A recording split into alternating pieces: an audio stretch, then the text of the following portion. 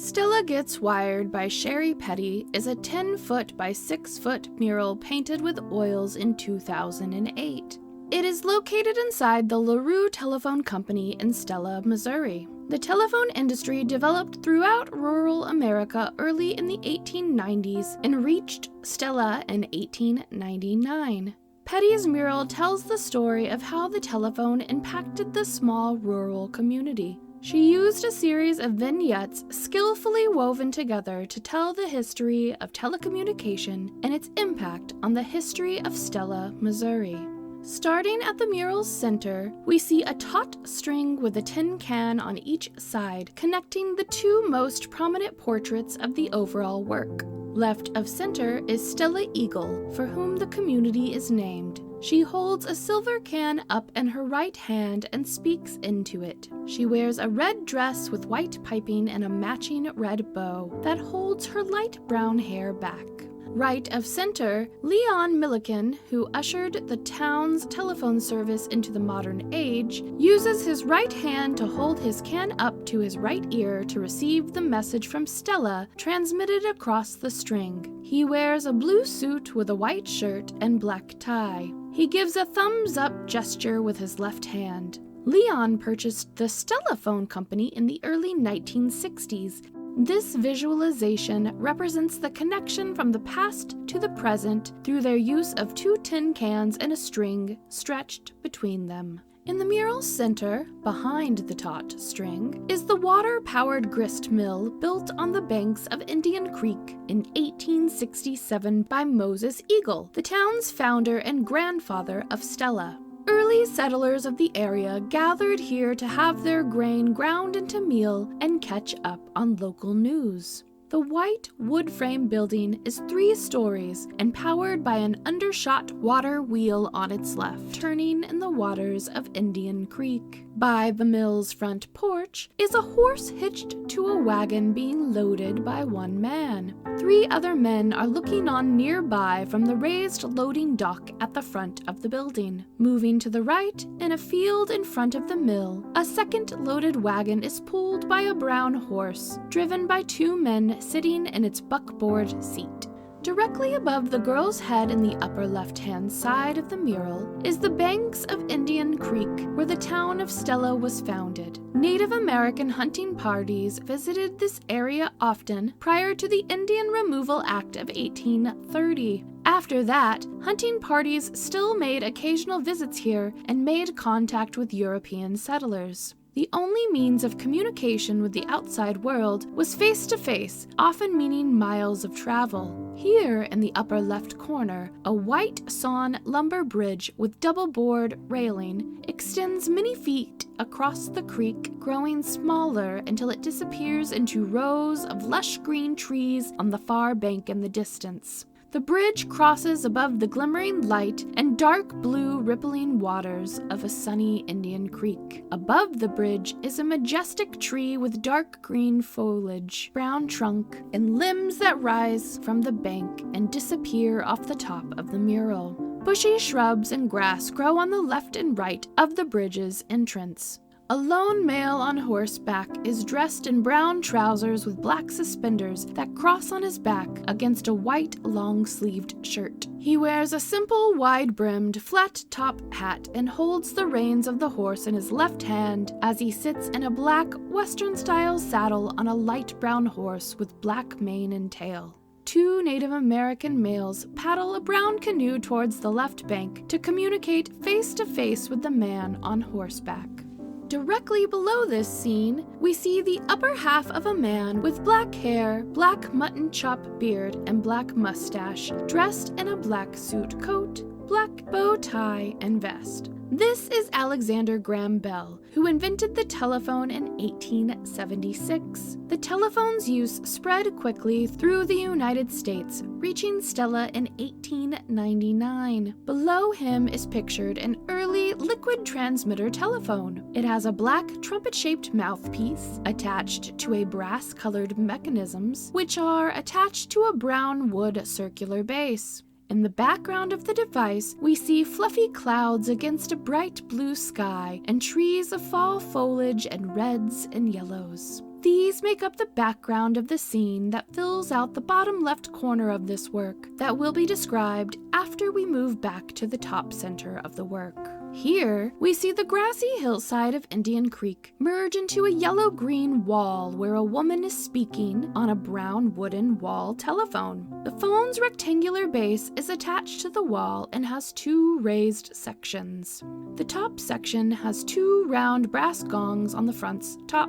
Below this section, and extending towards the woman, is a black, cylinder-shaped mouthpiece with a brass switch hook for holding the headset to its left. The woman is holding the cylinder-shaped black headset receiver in her right hand, which is connected by a cord to the phone. On her face is an expression of excitement as the first call from Stella is made on August 31st, 1899. Behind her is the inside of the Lintz & Carter mercantile store containing tall shelves full of various merchandise.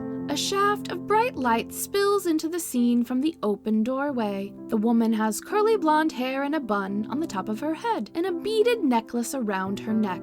She wears a dress with a fitted blue bodice that has a high neckline and long sleeves that puff at the shoulder. A red belt is fastened at her waist with 5 white buttons, and her bell-shaped skirt is a matching red. Around her is a crowd gathered to see this exciting new device in operation in their town. In front of her, a small black-haired boy wearing overalls and a white short-sleeved shirt is reaching up towards the phone with his right arm. To his left is a slightly taller girl looking up. She is dressed in a purple, short-sleeved dress that has ruffles over the shoulder, and her long blonde hair is pulled back with a purple bow. Behind the woman stands an older child with her left hand held up to her mouth. She is dressed in a calf-length green dress with 3/4 sleeves and a white collar that is closely fitted at her waist and has ruffles on the hemline and cuffs. She wears black, high-topped shoes and a brown, wide-brimmed hat over her short, curly blonde hair. Moving to the right, we see a teenage boy with his hands in his pockets, intently looking at the woman on the phone. He is dressed in black pants, a black jacket, a white shirt with tie, and a black round-crowned hat. Behind him stand 3 adults, all looking at the woman on the phone intently. The first on the left is a man with black hair and a black mustache, tipping his black flat-top hat with his right hand. He is dressed in a black jacket and pants with a white shirt and black tie. A white handkerchief is seen in his front jacket pocket pointing upright. Moving right stands an older, well-dressed woman in a dark blue dress with a high, tight-fitting collar adorned with a round white brooch. The dress is tightly fitted at her waist and has a bell-shaped skirt. Its sleeves are puffy at the shoulder, tapering down to a long sleeve fitted at her wrist. The bodice has a row of white ruffles from the shoulder draping across the mid-chest of the dress. Upon her head is a wide-brimmed blue hat adorned with dark pink flowers and a white feather plume. She wears white gloves and is holding a brown handbag down at her side with her right hand, and she holds a white handkerchief up in her left. Continuing right is an older gentleman with a white beard and mustache. He is dressed in a black suit and tie, white shirt, dark blue vest, and a black derby hat. His hands are in his pocket as he cranes his head and leans into the scene. This is Moses Eagle, the early settler upon whose land the village was founded and named after his young granddaughter, Stella. Back to the bottom left, we see the Lintz & Carter merchandise store. It is a white frame, rectangular 2-story building with a gabled roof and narrow parapet. On its second story, there are 2 windows on the front and 3 windows on its longer side. The lower story is a storefront with a recessed entryway and a large 4-pane display window that flanks the doorway. There is a raised porch on the front and side of the building. On the long side, in black letters, it reads Lintz & Carter General Merchandise. Above a selection of displayed goods, including a basket of apples, ladder, and bags of grain. In addition to being an outlet for essential wares and groceries, the store was the location where locals would congregate for social gatherings and to share the news of the day. It was such an important meeting place that the first telephone in the village was installed there. This scene, depicting early 1900s life in Stella, shows two local women, one in a long green dress and the other in a long blue dress with matching hats, holding their purchases in their arms as they visit in front of the store. A boy stands to the left of the pair in dark overalls and a cap, holding a broom. Below them, a black Model T pickup truck is backed up to the raised porch, where a man in dark pants, white shirt with rolled-up sleeves, and a dark hat loads a box into the vehicle. In front of the pickup, a black two-seated surrey is moving past, pulled by two brown horses. In the front seat is a man wearing a black suit and hat with a white shirt, holding the reins in his hands, and seated next to him is a woman dressed in a long, dark red dress and hat. The surrey has red cushioned seats and a black cloth canopy. Coming around the store's side toward the two horses is a black Model T with wooden spoked wheels. A man, dressed in dark clothing, is seated beside a woman wearing a white long-sleeved top and a hat. They both ride in the front seat of the open-topped vehicle. In front of the Linson Carter store, we see many telephone wires stretching between two tall wooden poles that have triple wood braces on top. By now, phone service was growing in Stella. Other businesses and some homes had it. To the right of the street scene is a large 1920s model candlestick-style telephone. This was the first type of phone to reach ordinary homes and businesses, and was common from the late 1890s to the 1930s. In the 1930s, local telephone calls in America could typically be dialed directly, but long-distance calls still required the assistance of a switchboard operator. The black phone consists of a circular base with a rotary dial on top, used to dial the phone number. A vertical, candlestick-shaped neck extends upward from the base with a cone-shaped mouthpiece mounted at the top. The mouthpiece hangs from a fork-shaped switch hook that extends from the left side of the phone's neck and is attached to the base of the phone by a heavy cord. In the bottom center of the mural, to the right of the candlestick phone, is a one-story rock building with cars parked in front, models spanning from the 1950s to the late 1960s. Yellow light fills the windows along the building's front, streaming out. This is the Cardwell Hospital that was built in 1920 by Dr. Clarence C. Cardwell, who had been born only 2 miles outside of Stella in 1892.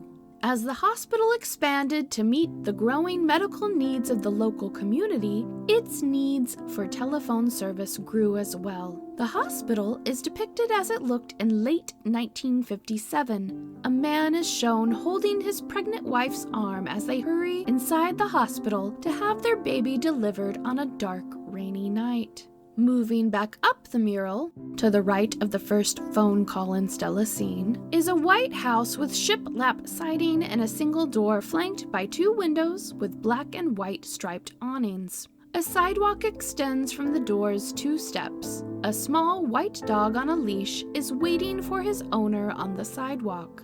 The owner is shown in silhouette inside a tall red phone booth that has a white sign with the word telephone on it in red block letters. Green shrubs sit below the home's windows, surrounded by green grass. 2 spindly trees with yellow-green leaves stand on either side of the lawn by the road, framing the scene. This house is the Milliken family home where the LaRue Telephone Company, owned by Leon and Ruth Milliken, was housed in the home's back room from 1962 to 1969. The LaRue Telephone Company got its name by using the first 2 letters in Leon and Ruth's name to form LaRue.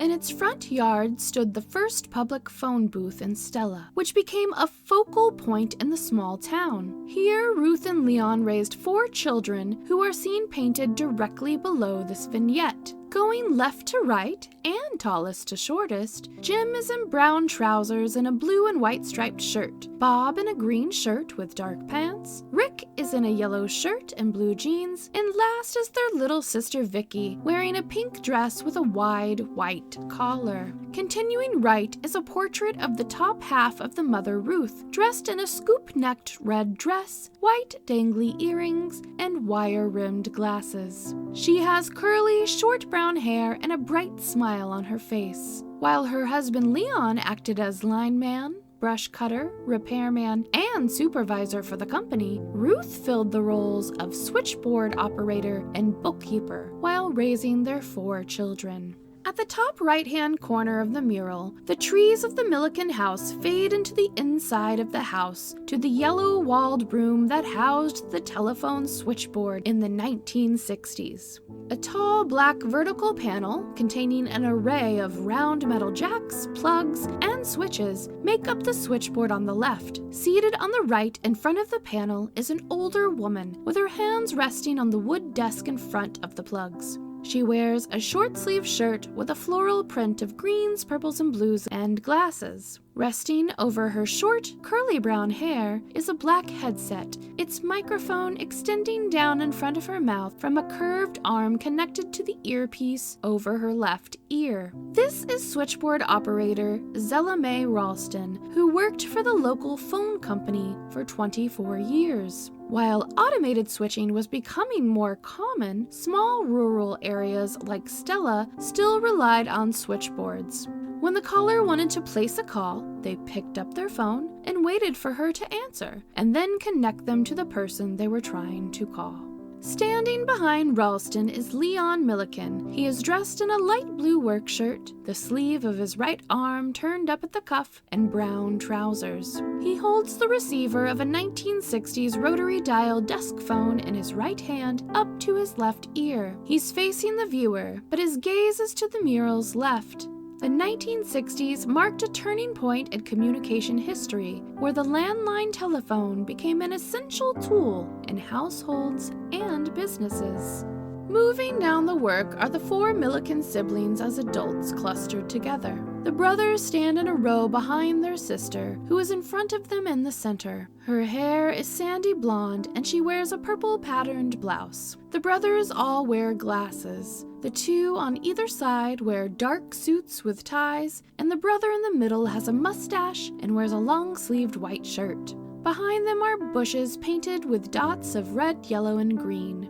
At the time this mural was painted, they were all co-partner owners of LaRue Telephone Company. Under their leadership, LaRue entered the modern communication age. Directly above their heads, on the right edge of the mural, a tall metal cell phone tower rises into the sky. Towers like this ushered in cell phone service and represents just how far telecommunications had come in the tiny village of Stella by 2008.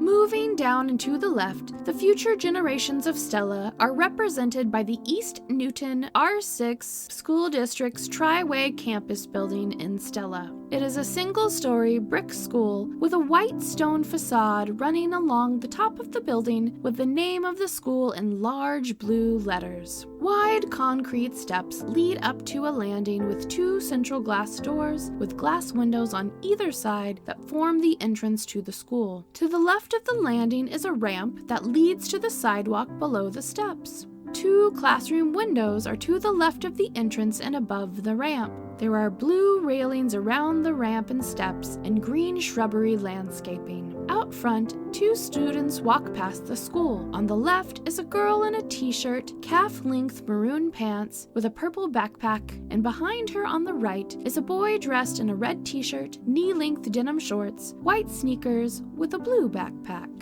Just below the school, longtime LaRue Telephone Company employee Carolyn Dyer sits at her desk with a 1990s-era desktop computer, keyboard, and mouse. She's facing the viewer with a bright smile on her face, wearing glasses and a short-sleeved top with yellow, red, and blue swirls. With her left hand, she holds one of the first commercially available handheld cellular mobile phones up to her left ear. To her right, in the lower right-hand corner of the mural, we come full circle with yellow and green tree foliage shading the waters of Indian Creek, which has snaked its way through the history of Stella.